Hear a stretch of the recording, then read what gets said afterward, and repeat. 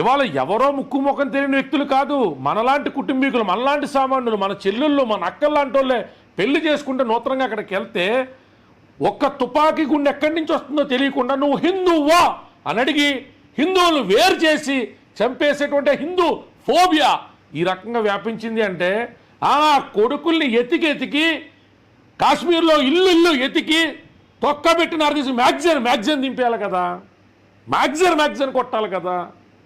అవసరం ఎమ్మెల్యేలు ఎంపీలకు సంబంధించినటువంటి ఇన్సెంటివ్లు కట్ చేసి పారుతప్పండి రానున్న 10 సంవత్సరాలు.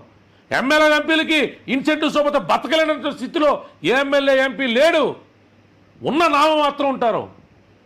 పొలిటీషియన్స్కి సంబంధించినటువంటి ఖర్చులు కట్ చేయండి, వాళ్ళ భోగాలు కట్ చేయండి, వాళ్ళ విలాసాలు కట్ చేయండి, ఆర్మీకి ఇవ్వండి. అదంతా కూడా ఇదంతా తేలిగ్గా తీసుకునేటువంటి విషయం కాదు sir. Honourable prime minister ji, I urge you, if it is required let's declare a war sir.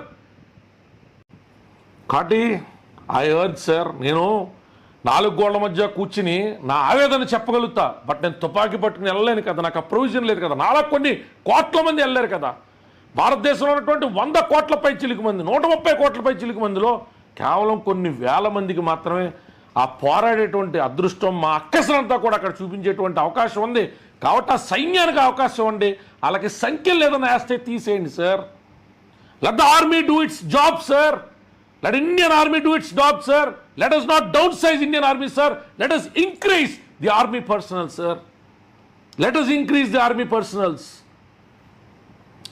It is my humble request to the central government to kindly retaliate, respond, and answer them at the earliest in such a way that this answer will be remembered at least for a generation.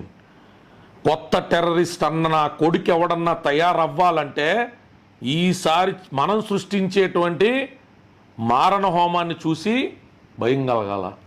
100% అట్లాంటి answer చెప్పాలా, magazine కొట్టాలా. బాడీలు post మార్టంకి వెళ్తే doctor లెక్క ఆ terrorist బాడీలు చూసి వాంతులు రావాలా. They should vomit seeing the dead bodies of the terrorist. అంత నుజ్జు చేసి పిడికినంత ముద్ద చేసి పంపాలా నా కొడుకుల శరీరాలని. కోర్టుకి ఏదైనా వస్తే కోర్టులో హ్యూమన్ రైట్స్కి ఏదైనా వస్తే హ్యూమన్ రైట్స్ ఆ సంగతి తర్వాత మాట్లాడుకోవచ్చు. But the answer should be loud and clear. జేఎండ్కేలో లోకల్ పోలీసు వాళ్ళేరి వాళ్ళ ఆర్తనాదాలు చెప్తుంటే టీ అమ్ముకుని వాళ్ళు కాపాడడానికి వస్తారేంటి? అంత పెద్ద నరమేధం జరుగుతుంటే జమ్మూ కాశ్మీర్ పోలీసు ఏమయ్యారు? అసలు ఇండియన్ రా ఏం చేస్తుంది? ఇండియన్ రాకి తెలీదా? బోర్డర్ ఎవరు క్రాస్ చేశారో, ఎవరు వచ్చారో, ఎక్కడి నుంచి జరుగుతుందో ఇండియన్ రాకి తెలీదా? Are we not equipped well? ఇంత పెద్ద దాష్టికమా? ఓ పక్కన ప్రధానమంత్రి, ఓ పక్కన మన భారతదేశానికి సంబంధించినటువంటి ముఖ్యమైన నాయకుడైనటువంటి అమిత్ షా హోమ్ మినిస్టరు స్వయంగా ఇంటర్నేషనల్ రిలేషన్స్ను బలపరచడం కోసం కీలకమైన మీటింగ్లో ఉండగా, అమెరికా వైస్ ప్రెసిడెంట్ వ్యాన్స్ లాంటి వాళ్ళు భారతదేశం పర్యటనలో ఉండగా ఏంటి దాష్టికం? ఏంటిది? తప్పు. ఖచ్చితంగా జవాబు బలంగాను అర్థవంతంగాను కాస్త రాక్షసంగానే ఉండాలా. రాక్షసులకు రాక్షస భాషలో చెప్తేనే అర్థమవుతుంది. We should not tolerate this. We are all together. Political scenarios ఏదైనా ఉంటే మనం తర్వాత మాట్లాడుకుందాం.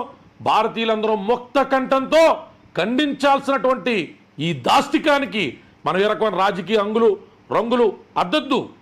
దయచేసి అందరం కలిసికట్టుకుందాం. మన భారతదేశ సైన్యానికి బలం చేకూరాలని చెప్పి మనసా వాచా కర్మేనా కోరుకుందాం.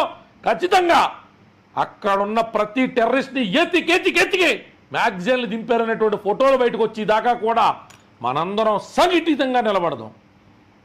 జై భీమ్, జై భారత్.